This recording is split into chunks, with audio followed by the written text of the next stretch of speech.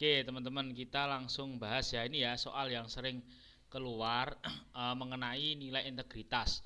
Nah, jadi sebelumnya ada nilai integritas versi KPK, teman-teman ya. Ada berapa versi KPK? Ini terbagi menjadi 3 dimensi. Yang pertama, dimensi inti. Nah, dimensi inti. Kemudian yang kedua ada dimensi sikap. Kemudian ada dimensi etos kerja, teman-teman ya. Ini untuk mempermudah kalian dalam mengerjakan soal mengenai nilai integritas. Nah, dimensi inti itu ada apa saja? Ada julid kalau disingkat ya. Jujur, disiplin, dan tanggung jawab. Kemudian yang kedua ada dimensi sikap. Kalau disingkat itu ABP, adil, berani, dan peduli. Kalian tulis ya.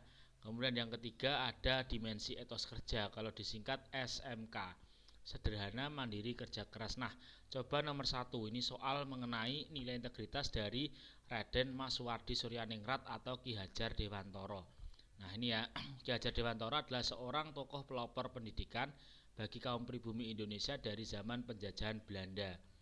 Meski demikian, ia dikenal hingga saat ini karena jasanya mendirikan Taman Siswa sebagai cikal bakal pendidikan di Indonesia. Nah, ini jasanya di sini poin utamanya ya, teman-teman ya. Mendirikan Taman Siswa. Nilai integritas Ki Hajar Dewantoro dalam upaya pendirian Taman Siswa kira-kira apa ini? Apakah tanggung jawab, kepedulian, kerja keras, berani mengambil keputusan, atau kemandirian, teman-teman? Yang mana? Yang paling berkaitan dengan konteks soal ini adalah kepedulian ya, teman-teman ya, karena di masa kolonialisme itu jarang sekali kaum pribumi bisa mengenyam pendidikan. Yang bisa mengenyam itu mungkin kaum pribumi yang keluarganya, latar belakang keluarganya itu kaya raya ya, teman-teman ya, pejabat atau mungkin konglomerat. Tapi pada saat itu masih jarang ya kaum pribumi yang memiliki cukup uang atau cukup pemahaman untuk mengenyam pendidikan. Nah, oleh karena itu muncullah rasa kepedulian dari Ki Hajar Dewantoro untuk mendirikan Taman Siswa, teman-teman ya. Berarti yang mana ini? Yang C. Oke ya, dipahami kata kuncinya ya. Kemudian yang kedua itu juga ada nilai integritas versi Permenpan RB ya. Saya tuliskan sekalian, Permenpan RB. Nah, kalau ini ada berapa, Mas? Ada 4. Yang pertama kejujuran. Nah, kejujuran. Yang kedua adalah ketangguhan. Ketangguhan. Kemudian yang ketiga adalah komitmen. Komitmen. Yang keempat adalah konsistensi ya. Konsistensi. Nah, sekarang kita lanjutkan nomor berikutnya. Nomor 2. Saya hapus dulu ya. Sudah ya tadi ya. Nah, di sini dipahami pada pertemuan PBB yang membahas perang antara Irak dan Amerika yang dimulai sejak tahun 2003, Indonesia memilih untuk menerapkan politik bebas aktif. Jadi Indonesia ini sudah menentukan pilihan, sudah menentukan sikap, sudah mempunyai prinsip.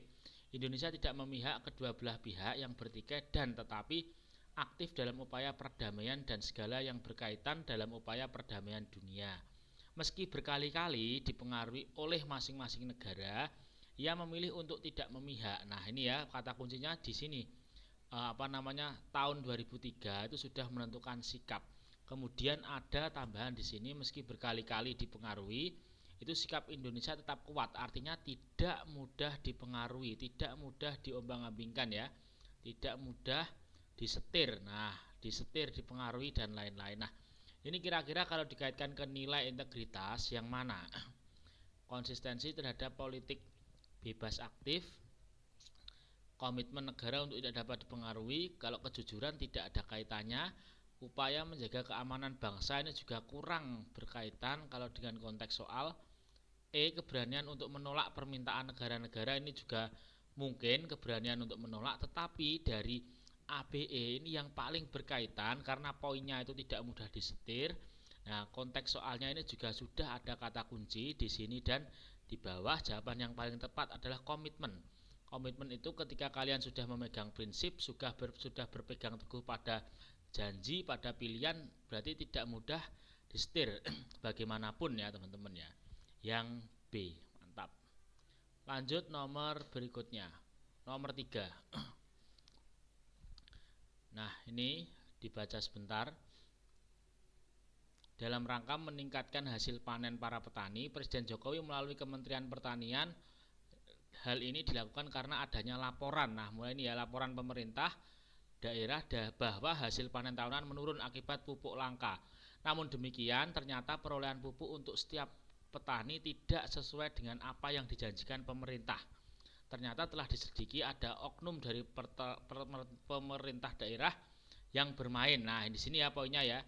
Ia menjual pupuk dengan harga rendah ke petani kaya. Di sini ada pembandingnya. Kemudian sisanya ke petani yang laun atau kurang mampu. Nah, ada pembandingnya ya teman-teman ya.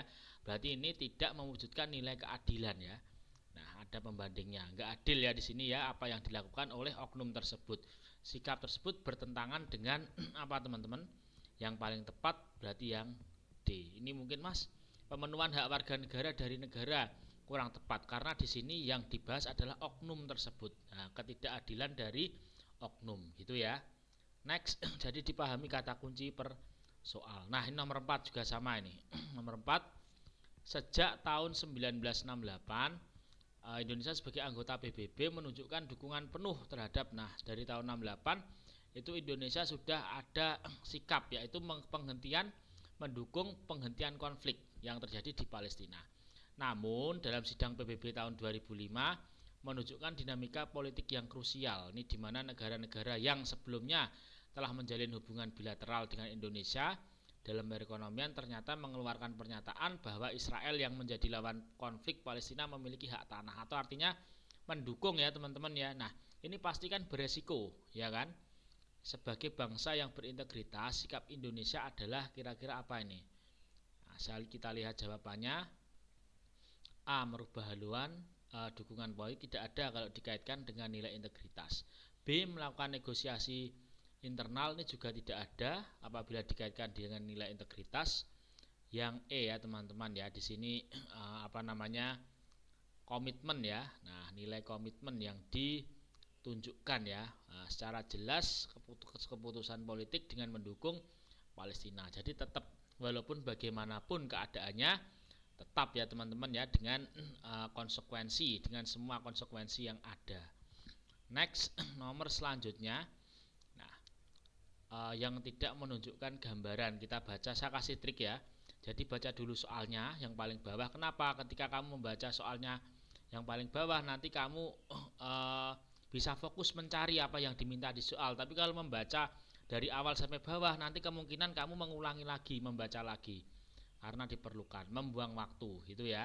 Nah, ini guru punya posisi strategis sebagai pelukis masa depan dan punya peran penting dalam pembentukan nilai-nilai kebangsaan. Nah, tapi melalui sebuah survei ini menunjukkan bahwa ada 57% guru intoleran dan 46% guru memiliki opini radikal. Apabila ditinjau dari semangat nasionalisme, nah ini yang lebih disoroti itu di sini kata kuncinya, yang tidak menunjukkan fenomena di atas. Berarti fenomena yang berkaitan dengan guru kalau kita lihat di jawabannya. A. Pendidikan di sekolah tidak mampu diandalkan. Iya, pendidikan di sekolah betul. Dengan guru yang banyak yang intoleran dan juga memiliki opini radikal, otomatis tidak dapat diandalkan untuk mewariskan citra bersama suatu bangsa. B. Guru punya peran. Nah, guru masih berperan. C. Proses pendidikan. Nah, namanya pendidikan berarti kan memerlukan peran dari seorang guru. E. Ini juga sama, masih ada konteks pendidikan atau melibatkan guru. Yang D. Ini melibatkan anak muda ya teman-teman ya, generasi muda. Next, kita lanjutkan nomor 6. Nah, nomor 6, hari ulang tahun Kota Tarakan 2021 diperangi dengan berbagai kegiatan. Gabungan komunitas yang ada di Tarakan turut merayakan dengan melakukan kirap bendera. Nah, di sini ada poin bendera merah putih, bendera yang memiliki lebar menyita puluhan ribu perhatian, sikap yang ditunjukkan. Nah, di sini bendera itu termasuk salah satu identitas bangsa ya. Nah, identitas bangsa itu merupakan kata kunci dari nasionalisme, teman-teman. Nah, perlu dipahami ya. Jadi keempat ini, nasionalisme, bela negara, patriotisme dan cinta tanah air, itu apabila dimasukkan ke Pancasila itu masuk ke sila ketiga, pengamalan sila ketiga. Karena menjaga keutuhan NKRI, usaha untuk menjaga keutuhan NKRI ya teman-teman ya. Tapi kata kuncinya apa? Nah, diingat-ingat kalau nasionalisme itu kata kuncinya adalah identitas bangsa. Identitas bangsa itu apa saja? Bendera, lagu kebangsaan, penggunaan bahasa Indonesia, lambang dan lain-lain gitu ya. Nah, jadi kalau mencakup hal tersebut jelas nasionalisme. Bela negara itu pengabdian sesuai profesi. Nah, misalnya seorang guru mengajar dengan baik, memberikan pendidikan karakter kepada siswanya. Nah, itu juga termasuk pengabdian sesuai profesi, bela negara. Misal tentara perang itu bela negara, kewajibannya menjaga keutuhan NKRI, bekerjanya kan menjaga keutuhan ya. Nah, menjaga pertahanan negara. Misal atlet bertanding mendapatkan juara 1 itu bela negara. Kalau patriotisme itu kata kuncinya ada nilai pengorbanan. Misal seorang atlet tersebut cedera, patah kaki. Nah, itu masuk ke patriotisme ya, teman-teman ya. Kalau cinta tanah air kata kuncinya adalah cinta tanah air itu kedaerahan, memperkenalkan produk daerah, kedaerahan memperkenalkan baru terus kemudian menyukai produk daerah, kemudian mengoleksi produk daerah, mengaktualisasi kesenian-kesenian daerah itu masuk di sini. Oke, teman-teman, mungkin sampai di sini dulu. Bertemu dengan saya next bahas apa lagi, komen ya, komen di bawah teman-teman. Terima kasih.